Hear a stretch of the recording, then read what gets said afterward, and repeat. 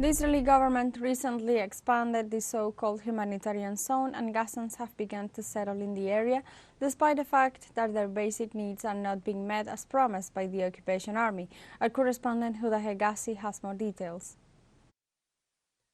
Me encuentro en la zona del Mawasi de I am in the Khan Al-Mawasi area of Khan Yunis. I'm very close to the area of Rafah Barracks, an area that the Israeli army expanded as humanitarian zone about 2 days ago.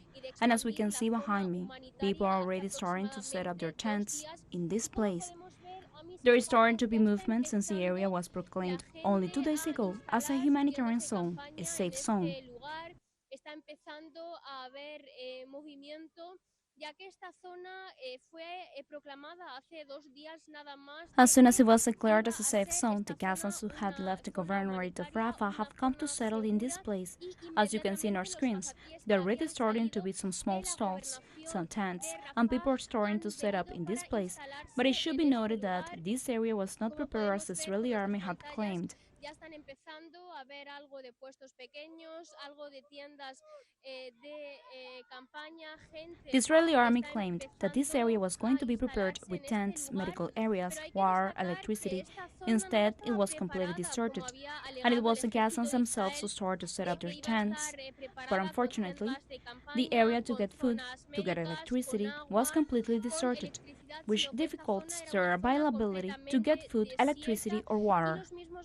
Han sido ellos quienes han empezado a instalar sus tiendas de campaña, pero lamentablemente the Gazans have to walk long distances to be able to bring some drinking water, even to prepare their food.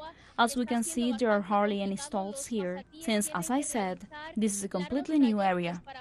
And unfortunately, the Israeli army proclaimed only 2 days ago that this was going to be one of the safe zones here in the Gaza Strip. Ya que, como he dicho, esta zona es una zona completamente nueva y solamente hace 2 días. Now we will talk to one of the Gazans who settled this area again, so he can tell us when he came here and how is the situation he's subjected to in this place. Hello, how are you? Please tell us where you came from, when, and how did you come here, and how is your situation now? We were displaced from the north of the Gaza Strip. We came to Rafah because, according to the Jews, it is a safe area. After a while, when they finished attacking the north, they went to the south. Then they put out leaflets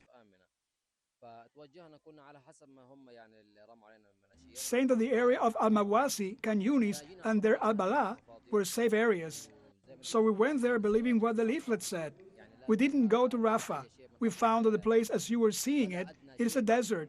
Here we don't have a minimum conditions to live.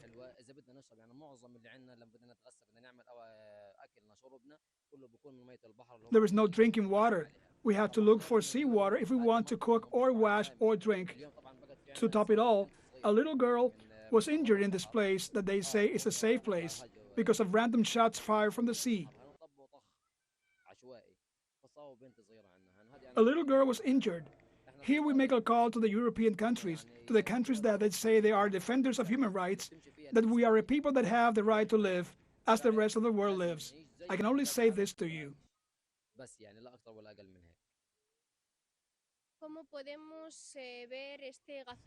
As we can see, according to the statements of this Gazati, he had to move from the north to the south of Gaza, in the Rafah governorate. And as soon as the army announced the ground operation, he was forced to come to this area, which the army claimed was a safe area.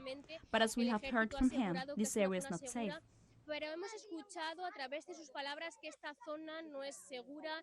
En el día de hoy, los barcos del ejército han empezado a lanzar. The army ships have started firing artillery shells, injuring a miner. He also assures us that when they arrived here, the area was completely empty. They have started to set up tents, and he assures us that their basic needs are not covered here. They can't find food, water,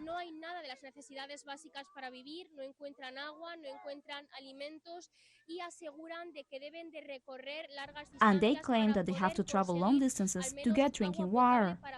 And from here, they're asking all international organizations to find a solution to all the false claims of the Israeli army that said that this was a safe area.